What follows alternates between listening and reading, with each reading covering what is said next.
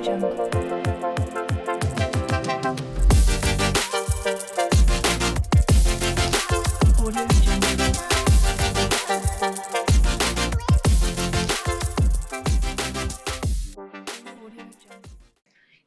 de volta com mais episódio com o nosso convidado Carlos, que está dando uma verdadeira lição para pessoa física, pessoa jurídica, de como organizar aí as suas coisas. Boa. Agora eu vou usar um termo como o economista Gil do Vigor falaria. Tá todo mundo lascado. Eita, nós! A pessoa vem toda lascada, sem patrimônio, sem dinheiro guardado. 7 cartão de crédito. 7 cartões de créditos estourados, dívida pra tudo quanto é lado. Aquela beleza. Exatamente. Sem energia pra acordar de Aí manhã. a pessoa fala assim, tô lascado, né? Não tenho nem por onde começar. Existe uma esperança? Olha, existe. Sempre há uma esperança. Agora, o que a gente precisa trabalhar é o seguinte. Inclusive, quando a gente fala de processos de recuperação judicial de empresas, é feito todo um planejamento estratégico com um faseamento de como recuperar essa empresa. Então, por exemplo, a gente tá vendo... Pra recuperar, não pra liquidar. recuperar. Não tô nem falando de liquidar. Olha. É porque, por exemplo, né? Existem casos que, por exemplo, teve o Banco Master, né? O Banco Master decretou a liquidação. Não dava nem pra entrar em recuperação judicial, porque, inclusive, foi reconhecido, talvez, ali, uma espécie de dolo na operação. Então não adianta eu tentar recuperar uma coisa... Você é partidário do... Não foi precipitada a liquidação. Eu acho que não foi precipitado, dado com as informações que a gente tem até o momento aqui dessa gravação, eu penso que não foi, porque diante do que a mídia está apresentando, me parece que há dolo na operação, né? Tanto é que gerou aí um dos maiores resgates do FGC. E a gente tem um outro caso interessante aí de recuperação que está rolando no Brasil, que é o quê? O caso dos Correios. Gente, é verdade. A gente teve ultimamente aí também, né, a decretação da falência da Oi, que ficou anos em recuperação judicial, mas aí chegou um nível que o pessoal falou, gente, não dá mais, então vamos ter que liquidar, né? Então pra gente ver que o problema de dificuldades de empresa não é só dos pequenininhos não, os grandes também passam por isso. Então a gente tem aí dois momentos, né, que é quando liquida. O que é liquidar? Se a gente, para quem consumiu minimamente aí o material lá do balanço patrimonial, vai ver que liquidar é trazer para a forma de dinheiro todo o patrimônio da empresa. Então vou transformar todo o patrimônio da empresa lá no balanço. Se tiver prédios, vai virar dinheiro. Se virar carro, se tiver carro, vai virar dinheiro. Para quê? A gente vai liquidar esse patrimônio, tornar ele líquido para poder quitar os credores. E às vezes nem assim dá pra quitar todo mundo. Então, quando a gente fala de pessoas que estão em dificuldade, né, a gente precisa aí criar um planejamento estratégico de recuperação. Tem pessoas que estão muito ferradas, tem pessoas que estão com um balanço patrimonial extremamente negativo. E aí eu, enquanto consultor, quando eu olho para esse tipo de situação, aonde primeiro eu vou atuar? Primeira coisa que eu faço para recuperar as finanças de uma família ou uma empresa é o seguinte: vamos executar os 3 exames. Então, primeira coisa que eu preciso fazer. Primeira coisa, urgente, a gente precisa mudar o estilo de vida. Primeira coisa, eu vou analisar o DRE dessa pessoa. O orçamento. O orçamento. Ou seja, hoje, quanto você ganha e quanto você gasta. Por quê? Porque eu preciso fazer com que o DRE comece a contribuir com o fluxo de caixa. Né? Então, o que eu vou fazer? Se você ganhar 10 e está gastando 11, parou agora. Porque, senão eu estou aumentando o tamanho do buraco da sangria todo mês em R$1.000. Então, primeiro, o que eu tenho que fazer? Esse 10 tem que dar conta, nesse momento, ele tem que tentar gerar o máximo possível de sobra. Nesse momento, pelo menos, de gabinete de crise, que eu chamo, né? A gente tem que fazer um gabinete de crise para tentar estancar esse fluxo de caixa aí que está deficitário. Então, esse DRE aí, no mínimo, ele tem que começar a sobrar algum dinheiro dentro da medida do possível. Porque o DRE tem a ver com a operação padrão e ordinária daquela família. Dia a dia. Então, o dia a dia, ele tem que ser superavitário. Porque senão não adianta eu ficar arranjando estratégias de financiamento, milhões de empréstimos, créditos, pede dinheiro para a família, pede dinheiro mais pro um banco, cartão de crédito. Pede mais um cartão de crédito para fazer capital de giro. Não adianta. A primeira coisa que eu preciso sanar é o estilo de vida dessa família ou dessa empresa. tá? Resolveu o DRE, esse DRE ficou positivo, beleza, temos um primeiro passo. Segundo passo, agora nós vamos cuidar do fluxo de caixa.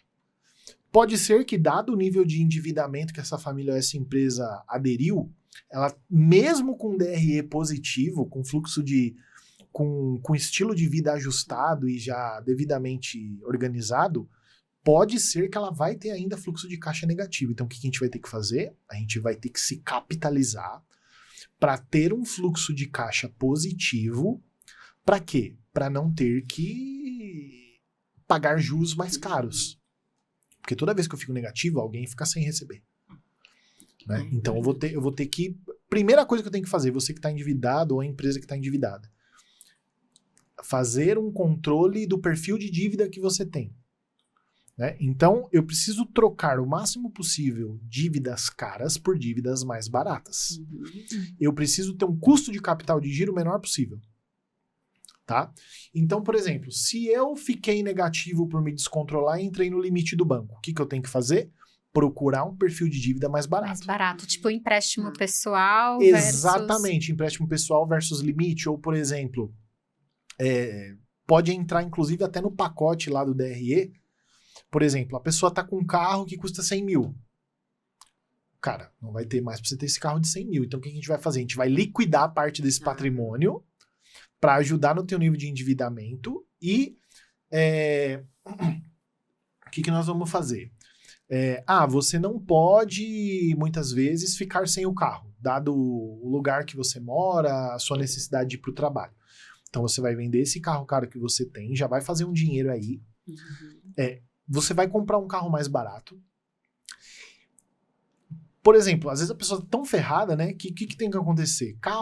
Caso o carro dela seja elegível, há um processo de empréstimo consignando o veículo, a gente pode fazer um plano do quê? Da pessoa pegar um empréstimo, deixando o carro como garantia. Que é um nível de juro muito mais baixo do que ela depender de juro de cartão. Bem ali, né, pra exato, valer. Exato. É perigoso. É perigoso por quê? Porque a pessoa pode, inclusive, perder o bem se ela não der conta da dívida.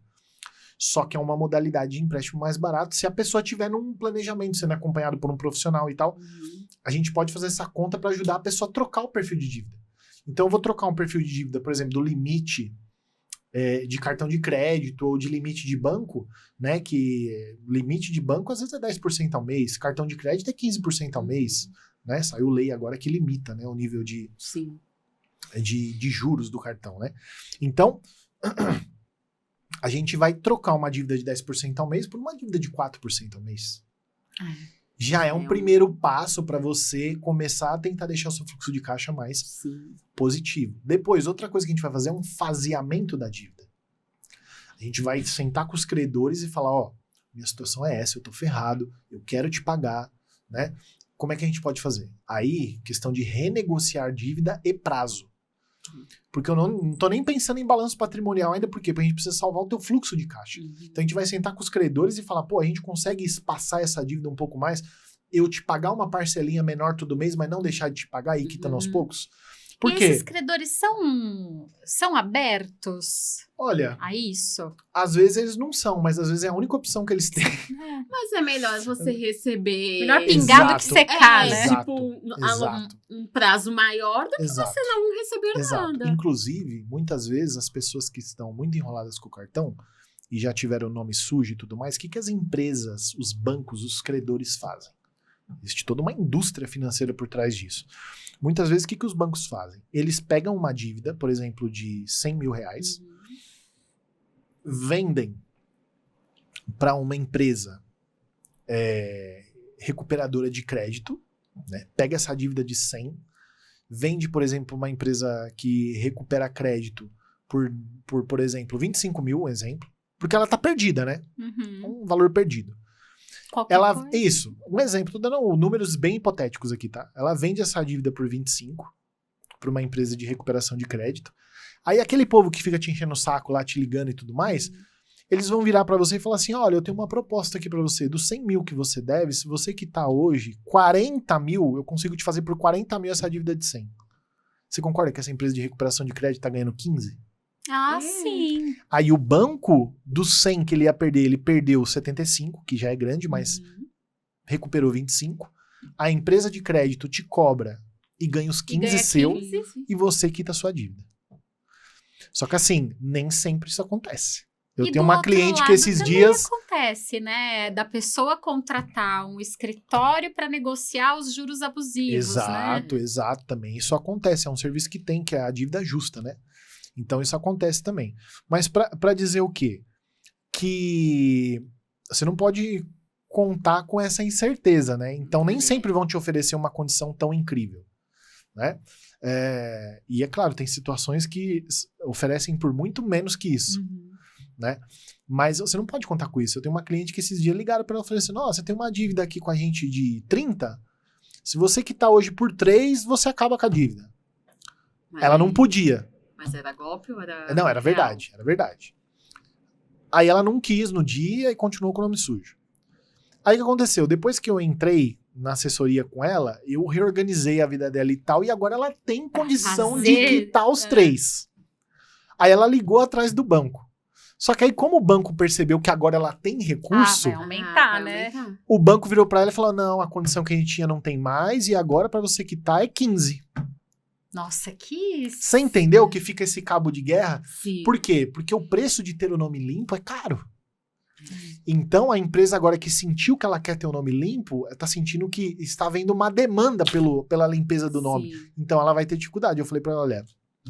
15 agora a gente não pode. Então a gente vai ter que esperar uma tréplica deles propondo uma quitação mais razoável. Né? Então, são possibilidades que a gente tem. Né? Então, primeiro passo, reorganizar o estilo de vida,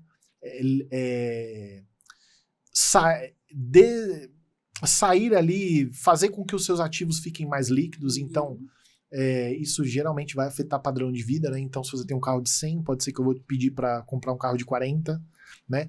E eu já vi umas bizarrices, assim, por isso que eu falei que precisa de humildade, né? Uma vez eu atendi uma cliente que ela falou, não, é só pra frente que a gente anda, eu jamais vou pegar e vender o carro que eu tenho para comprar um mais barato. Gente, que besteira, às vezes você precisa dar um passo para trás para dar 2 para frente. Né? Então as pessoas, principalmente nós brasileiros, nós temos uma tara por carro. E é impressionante como isso tece o nosso julgamento social. A gente vê o fulano num carro novo e tudo mais, a gente acha que o cara tá nadando no dinheiro. E como tá caro o carro, né, também. Nossa, absurdo. Sim, um absurdo. Né? Então a gente às vezes esquece que o fulano tá num carro incrível, mas porque ele contratou um financiamento para pagar em 84 vezes uma parcela que estrangula o orçamento dele. E carro é um passivo, né? Não é um passivo. É um né? passivo. A pessoa vê como um, um investimento. Já dizia lá o Kiyosaki, né, no Pai Rico, Pai Pobre, né? Ele falava, né, dos passivos e dos ativos.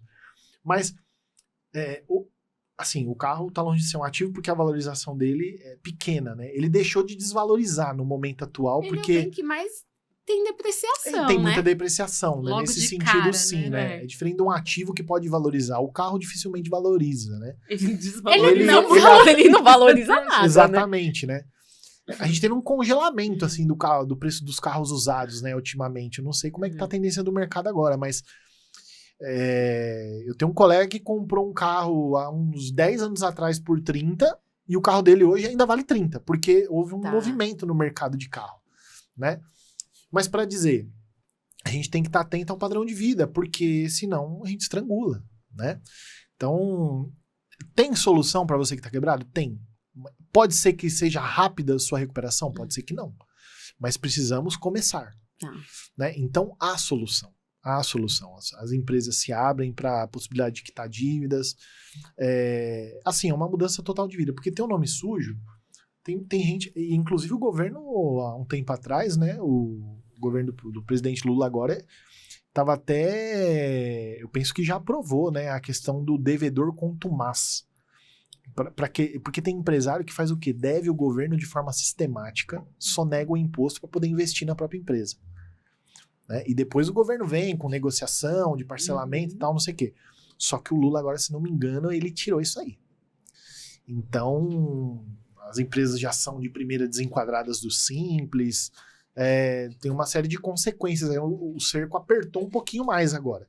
nesse sentido. Porque tem pessoas que deviam o governo de forma estratégica, né? E botavam isso para dentro do plano de negócio. Vou dever mesmo na cara dura. Né?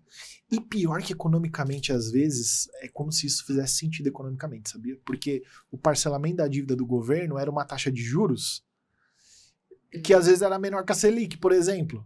Então o que acontece? O cara vai lá, o dinheiro que ele... colocando aquele dinheiro na poupança. Então havia uma espécie de desincentivo ao pagamento, a adimplência para com os impostos. Né? Agora eu preciso até ver depois me atualizar direito sobre como que ficou isso. Mas era uma pedra no sapato do governo isso aí. Então tem esperança, mas precisa sentar com alguém competente ali para te ajudar a fazer todo um planejamento. E como eu disse, precisa de coragem, precisa de humildade. Sim. E precisa de inteligência, planejamento e competência por parte do profissional que vai te auxiliar. E características que parece que o dinheiro por si só tira da gente, né? O dinheiro, ele tosta pode nos mimar, a nossa né? humildade. Ele... Geralmente os endividados não é os que ganham pouco, os que ganham muito. Pode prestar atenção, né? Como, por que a humildade é importante, né? Geralmente, quem chega atrasado no trabalho é quem mora perto ou quem mora longe? Quem mora perto. Porque acha que tá perto de chegar, a pessoa acorda em cima, né? Eu ouço falar de pessoas que trabalham no home office e chega atrasado no próprio quarto para trabalhar, porque o quarto é ali do lado. Mas é verdade. Né? Então, por quê? Esse relaxamento, né? Essa imperícia com relação às coisas faz com que a gente relaxe. Então, a pessoa que ganha muito, acha que pode gastar muito, né? Enquanto aquele que ganha pouco, ele valoriza um pouquinho dele e não se endivida, né? Então, essa é a humildade, né? Eu conheço gente que sai do extremo da Zona Leste para trabalhar no extremo da Zona Sul e chega todo dia no horário. E tem gente que trabalha do lado da empresa e chega atrasado. Então, conheço muito. São exemplos. É uma postura diante da vida, Exato. como um todo, né? Exatamente. Não tem uma frase, você que é filósofo, você vai lembrar, né? Do jeito que você faz uma coisa, você vai fazer todas as outras. Eu não lembro quem que disse isso, mas Não tem aqui de primeira quem falou também, mas é uma situação que com certeza deve figurar aí no repertório dos filósofos, com certeza, né? A gente... ou como dizia esses dias, minha sogra disse um ditado interessante, né? Ela falou, é o peso do cachimbo que vai entortando a boca. Então, ou seja, é o hábito de... A gente vai adquirindo inconscientemente certos hábitos, né? Que vai passando pro resto da vida toda. A gente meio que se torna aquilo que a gente faz repetidamente, né? Inconscientemente. E vai influenciando as novas gerações, as crianças, os nossos filhos. Exatamente. Que responsabilidade que a gente tem, né, Carlos? Com certeza. É um processo constante de reeducar-se, educar-se e tudo mais, né? Tem um ditado que diz assim, né? Se você não viver aquilo que você acredita, você vai acabar acreditando naquilo que você vive. Uau!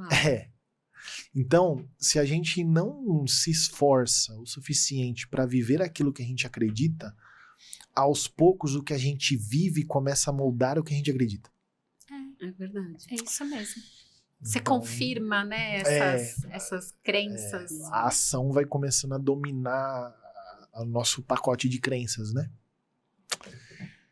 É isso. A esperança, gente. Se então precisar, eis-me aqui. É confortável saber dá que pra saber existe que A esperança. pra tudo tem uma solução. Não sabemos quanto tempo vai demorar, mas dá Mas pra como arrumar. é que você falou? Precisa de humildade Coragem e planejamento. Perícia, né? Prudência para poder... E paciência. Paciência. Acho que dá para elencar esses 4 aí. Vamos enxergar essa experiência como um superpoder que a gente Exato. precisa ter. E como dizia o tio do Homem-Aranha, grandes poderes exigem grandes responsabilidades. É isso aí. Né?